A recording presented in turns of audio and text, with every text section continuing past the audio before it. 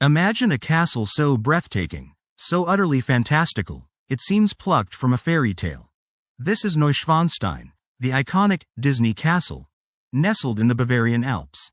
But the story of its creator, King Ludwig II, is far from a fairy tale. It's a haunting mystery of genius, isolation, and a suspicious death. Was he a mad monarch, or a misunderstood visionary, perhaps even a victim? Born into Bavarian royalty in 1845, Ludwig inherited the throne at just 18 years old.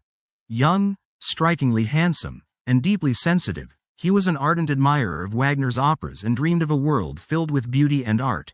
But the harsh realities of governing a kingdom, especially one caught between powerful European empires, clashed severely with his romantic spirit. From the moment of his ascension, Ludwig sought refuge from political life, preferring the company of artists and poets. He began to envision a series of architectural masterpieces, personal sanctuaries where he could live out his romantic fantasies. His first lavish project, Linderhof Palace, was a sumptuous tribute to Rococo art, a prelude to even grander ambitions. But Neuschwanstein was his magnum opus, a monument to the German sagas and the heroic age of chivalry. Construction began in 1869, employing hundreds of craftsmen. Each stone, each fresco, was precisely planned to create an idealized medieval world, far removed from the pragmatic demands of his government. This wasn't just a castle, it was an escape forged in stone. As his fantastical castles rose, so did the kingdom's debt. Ludwig funded these projects largely from his personal fortune, often borrowing heavily. His growing reclusiveness and refusal to engage with state affairs fueled whispers among his ministers. They watched with concern as the fairy tale king retreated deeper into his dream worlds, seemingly detached from reality. What followed would become one of the most controversial events in Bavarian history. In 1886, a council of ministers, led by Prime Minister Lutz, declared Ludwig unfit to rule. They cited his substantial debts, his reclusive lifestyle, and his alleged madness as reasons for his deposition.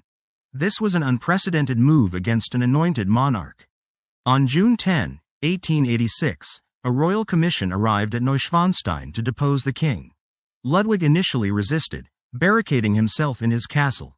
But his loyalists were few, and his dream world could not withstand the forces of reality.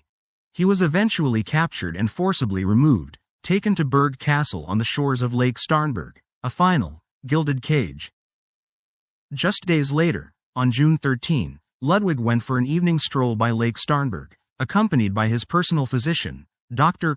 Bernhard von Gudden. It was a tumultuous evening. Dr.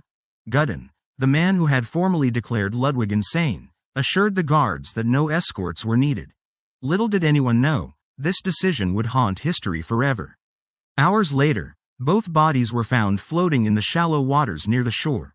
The official verdict was suicide by drowning, yet no water was found in Ludwig's lungs. Dr.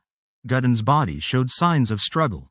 Was it a desperate attempt to escape, an accident, or a cold-blooded murder orchestrated by those who sought to control Bavaria?